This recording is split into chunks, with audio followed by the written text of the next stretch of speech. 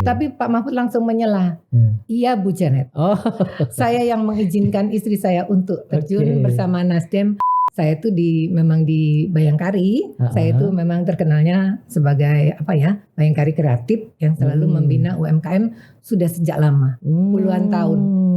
Saya mulai kenal Pak MA itu sejak umur 15 tahun. Oh gitu. Ya.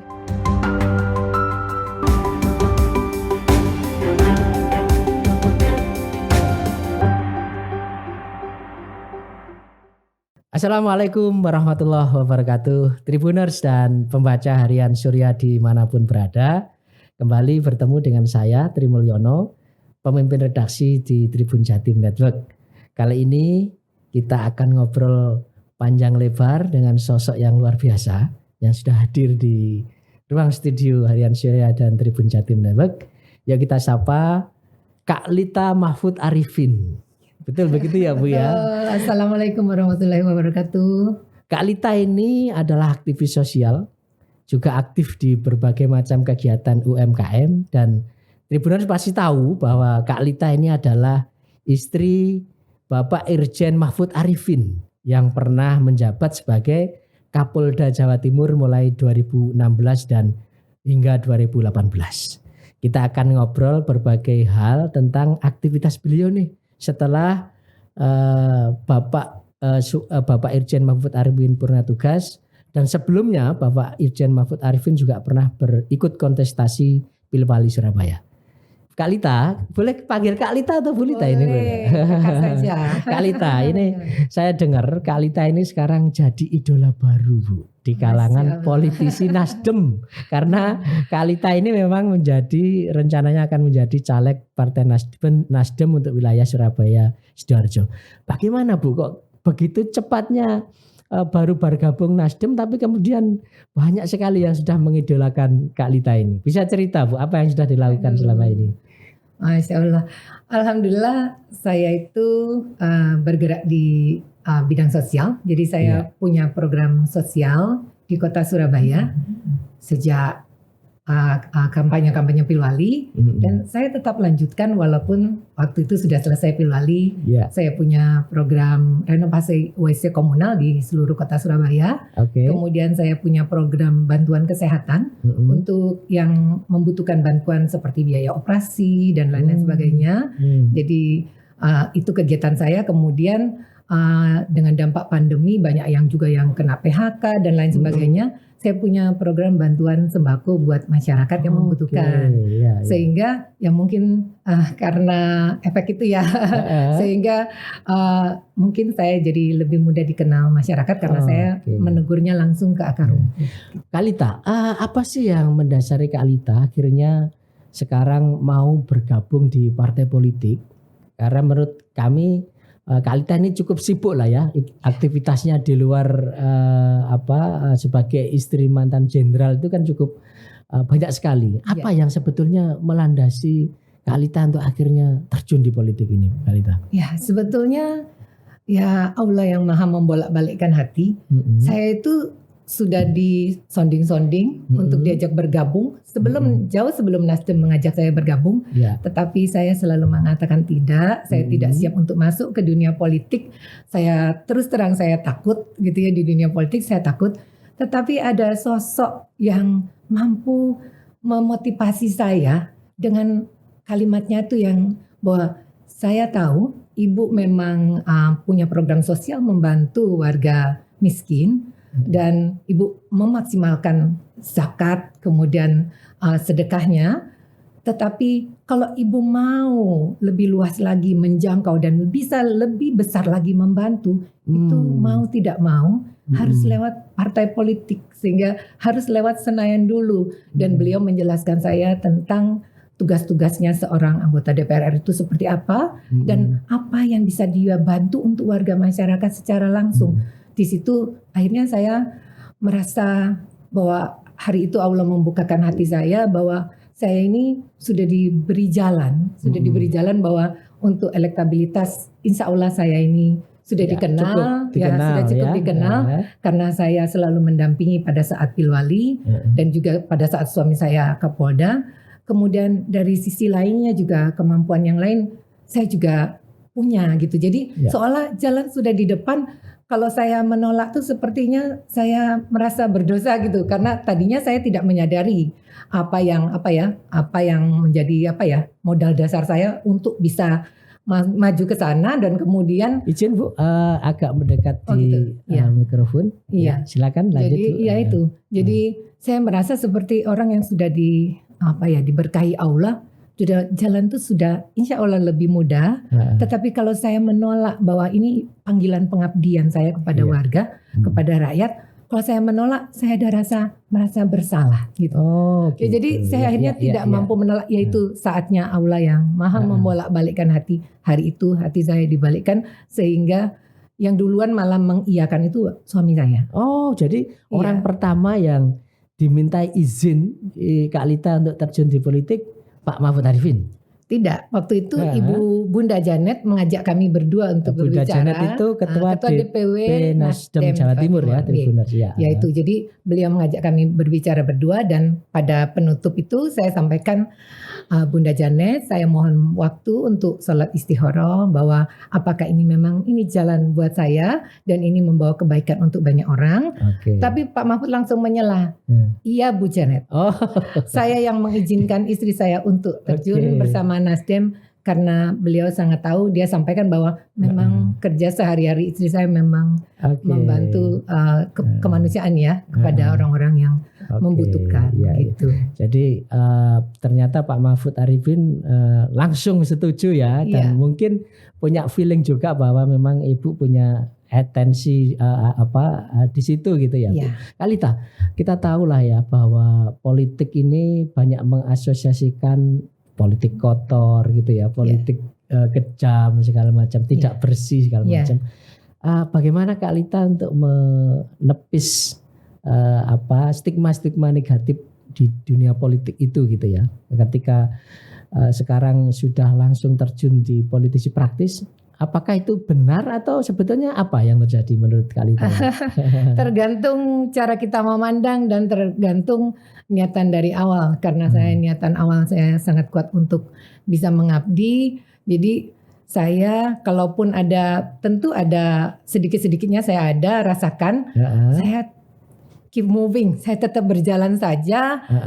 Saya tidak mau ambil hati dan sehingga sakit hati, sehingga saya tidak nyaman. Justru saya mengajak teman-teman di Nasdem tuh sesuai dengan petunjuk Bapak Ketum, bahwa ayo kita buat politik itu bersukaria. Politik itu asik gitu. Jadi saya ajak mereka juga untuk menggiat UMKM. Pada saat Rakernas saya buat standnya DPW Jatim itu betul-betul niat banget, meriah banget, dan sampai menjadi tempat berkumpulnya para petingginya Nasdem gitu. Jadi kami mengajak teman-teman tuh, ayo dong berpolitik yang asik. Jadi sesuai petunjuk kata beliau. Kuncinya itu politik tuh asik loh ya, gitu ya. Jangan ambil sakit hati, jangan jadi setiap segala sesuatu, ayo kita bisa bicara kok, dan tidak perlu ada emosinya, kita yang enak saja gitu.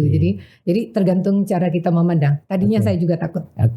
Dan setelah beberapa waktu ini terjun langsung Kak Lita, kira-kira apa ya yang bisa diambil dari konstituen gitu ya, warga, apa yang terserap dari Kak Lita, kemudian saya nanti kalau terpilih akan melakukan ini nih gitu ya, kira-kira apa Bu? Poin-poin, ada beberapa hal yang jadi konsen Kak Lita ini. Iya, tentunya dengan efek habis pandemi ini kan ya efek ekonomi ya. Oh gitu, jadi nanti akan fokus ke ekonomi ya, membantu masyarakat konstituen pulih setelah pandemi. Dia harus bangkit kembali, salah satunya itu dengan membangkitkan UMKM ya, UMKM. Gitu. Dan saya sendiri, alhamdulillahnya saya ini sudah 2 periode di pengurus Dekranas Pusat, bekerja sama dengan ibu-ibu. Tidak hanya di Jawa Timur ya, ternyata sudah di pusat. Ya, karena awalnya seperti yang sebelum acara kita cerita ya, bahwa saya itu memang di Bayangkari. Saya itu memang terkenalnya sebagai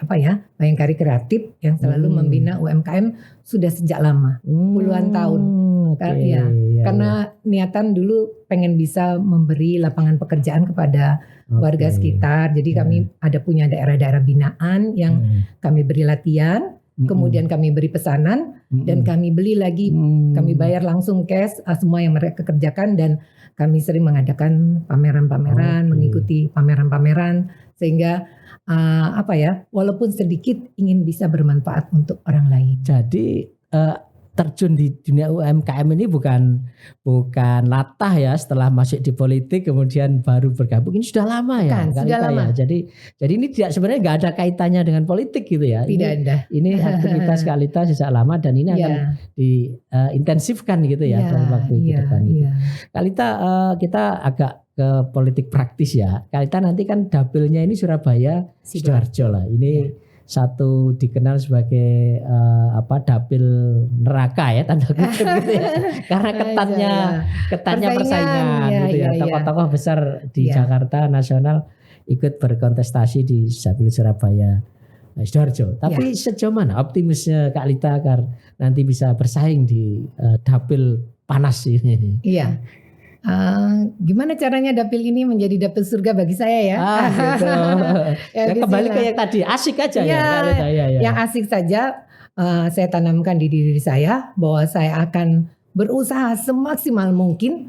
Namun tentang hasil itu Allah yang akan mentakdirkan. Itu tidak lepas dari doa ya, doa orang banyak juga. Jadi saya akan berusaha semaksimal mungkin, dan saya alhamdulillahnya saya sudah start dengan program sosial yang sudah hampir 2 tahun saya laksanakan. Jadi setidaknya saya sudah sedikitnya menguasai lapangan, banyak mengenal warga juga, tokoh-tokoh masyarakat, sehingga saya punya optimisme bahwa bismillah. Iya, insya Allah Bu. Kak Lita, satu hal ya Kak Lita, ini jadi konsen kita bersama bagaimana politik ini nanti kontestasi pemilu serentak ini jauh dari money politik Kak Lita. Jadi ini kan PR kita bersama ya, agar orang memilih itu bukan karena 150.000, 100.000 gitu ya. Betul. Kira-kira apa Kak Lita yang akan dilakukan agar menyamakan persepsi gitu ya. Politik itu ya selain riang gembira juga harus jujur lah kira-kira gitu. Apa Kak Lita yang jadi? Ya, pendekatan dari hati ke hati. Oh gitu. Karena saya sebutkan tadi bahwa program saya sudah mulai sudah jauh dari sebelum saya memutuskan, sehingga saya sudah kenal dengan banyak orang. Kembali saya menyemangati mereka. Mari kita dengan gerakan Nasdem bahwa gerakan perubahan, mari dukung saya bahwa yang dipentingkan tuh nanti setelah jadi bisa. Sayanya kalau jadi anggota DPR RI bisa membantu dengan program-program yang bisa dirasakan langsung oleh rakyat gitu. Jadi saya mohon dukungan, dan kebetulan yang mensupport yang selama ini kan memang sudah punya hubungan baik dan memang sudah wilayah binaan ya. Betul. Jadi ini kami. Pendekatan hati ya Kak Lita ya, itu saya kira tidak mungkin terbeli kalau sudah orang cinta itu kan nggak mungkin terbeli. Apalagi ibu-ibu ya. Iya betul. Dia pasti setia ya. Iya betul. Kembali ke politik Kak Lita, ini kan kontestasi Pilwali Surabaya beberapa waktu lalu Pak Mahfud Arifin belum beruntung untuk memenangkan Pilwali, dan kita tahu Kak Lita sangat aktif membantu Pak Mahfud untuk kampanye ya. Ketika mengalami kebuntuan dan kegagalan itu, apa yang dirasakan Kak Lita waktu itu, dan kenapa kok sekarang akhirnya tetap trauma gitu ya, malah akhirnya terjun di politik praktis? Bisa cerita Kak Lita? Gitu ya. Karena dari awal kami berdua sudah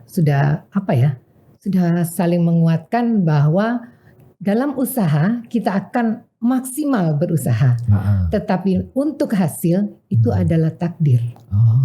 Jadi begitu diumumkan bahwa kami kalah, itu kami menerima, tapi memang sempat waktu itu kami maju ke MK, itu murni karena 451.000 suara itu perwakilannya minta diperjuangkan sekali lagi, sehingga kami sampaikan ya kami menghargai mereka sudah memilih MA dan kami akan berupaya sekali lagi, dan ya kami lewati dan selesai. Alhamdulillah hati ini lebih tenang bahwa kami sudah ibaratnya sudah membela sampai titik terakhir kami sudah membela, dan alhamdulillah setelah selesai MK kemudian kembali ke Jakarta, kami kembali dengan dunia bisnis kami gitu. Tetapi hati saya tetap kecantol di Surabaya. Ini jadi kadung cinta ya. Ya, betul. Kadung cinta Surabaya ini Ya, ceritanya ini. ya. Mbak. Ya. Saya sudah terlanjur kenal, Ya. terlanjur tahu. Ya, Saya ada wilayah-wilayah yang butuh bantuan, Ya. sehingga saya berpikir kalau niat baik itu tidak berhenti hanya karena kontestasi itu. Betul. Jangan berhenti. Bahwa kan kita punya niat baik. Ya. Lanjutkan niat baik Oke. itu ya dengan semampunya saya dan Pak MA memanfaatkan, memaksimalkan zakat sedekahnya untuk bisa membantu warga yang membutuhkan ya sebatas kemampuan kami. Namun saya secara konsisten saya lanjutkan terus sampai sekarang. Dan mulai kami bergabung dengan Nasdem, mulai saya namakan program-program yang tadinya LMA Peduli, itu saya jadikan program Nasdem Peduli. Oke, dan kembali ke keyakinan Kak Lita bahwa politik itu asik ya, riang gembira, dan ini ditunjukkan hari ini Kak Lita begitu riang gembira menyampaikan program-programnya, dan saya kira Tribuners dan pembaca harian Syariah bisa menangkap cerita di balik alasan Kak Lita akhirnya mau terjun di politik praktis gitu ya.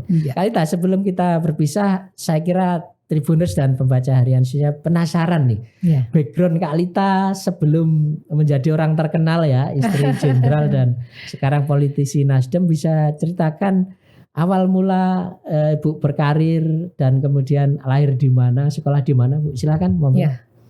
Saya lahir di Palembang. Oh, Palembang. Ya, saya anak tentara. Saya mulai kenal Pak MA itu sejak umur 15 tahun. Oh, gitu. Ya, dan umur 18 tahun saya sudah menikah. Oh, luar biasa. Ya. Dan saya langsung berkiprah di Bayangkari dengan bimbingan suami saya. Kemudian saya, kalau orang tua saya, bapak saya tentara. Ibu saya wira swasta, pengusaha. Sehingga saya turun darah ibu saya. Karena saya dulu sering mengikuti ibu saya. Jadi saya turun darah ibu saya sejak muda punya banyak usaha. Gitu. Pengusaha. Ya. Sampai sekarang alhamdulillah tetap semakin lemah semakin berkembang. Karena dulu pesan suami saya bahwa kuatlah kamu di samping saya, sehingga kalau jabatan itu hanya sebagai kebanggaan. Kalau untuk kekuatan secara ekonomi, kuatlah kamu dari usaha. Gitu. Jadi dari dulu beliau sangat mendukung saya untuk punya bisnis, berbagai macam bisnis. Gitu. Ini putra berapa sekarang Kak Lita? Putra kami 4, tapi yang nomor 1 laki-laki itu meninggal umur 17 tahun karena sakit. Yang kedua itu sekarang suaminya juga polisi, sedang sespim. Yang ketiga sekarang mulai mengambil alih usaha saya karena sudah ada putra atau putri mahkotanya ya, ada. Jadi anak saya yang nomor 3 Danti yang mulai ambil alih usaha, pegang usaha saya karena saya sudah izin suami saya akan lebih fokus di Partai Nasdem dan lebih fokus untuk gerakan-gerakan sosial. Saya kira menarik sekali ya yang disampaikan Kak Lita. Tadi yang pertama soal gagasannya kenapa terjun ke politik, kemudian cita-citanya agar politik ini bisa dijalani semua orang dengan asik dan riang gembira gitu ya. Setidaknya ini jadi inspirasi kita Kak Lita di anak-anak muda itu, biar bahwa politik itu tidak selamanya kotor ya, tanda kutip ya, tapi juga bisa bermanfaat bagi orang lain. Tribuners dan pembaca harian Syariah, tak terasa obrolan kita berakhir sampai di sini. Kita akan ketemu dengan tokoh-tokoh selanjutnya. Sekali lagi kami ucapkan terima kasih Kak Lita atas kehadirannya di studio Harian Syariah dan Tribun Jatim Network. Demikian wawancara saya, kita akhiri. Assalamualaikum warahmatullahi wabarakatuh.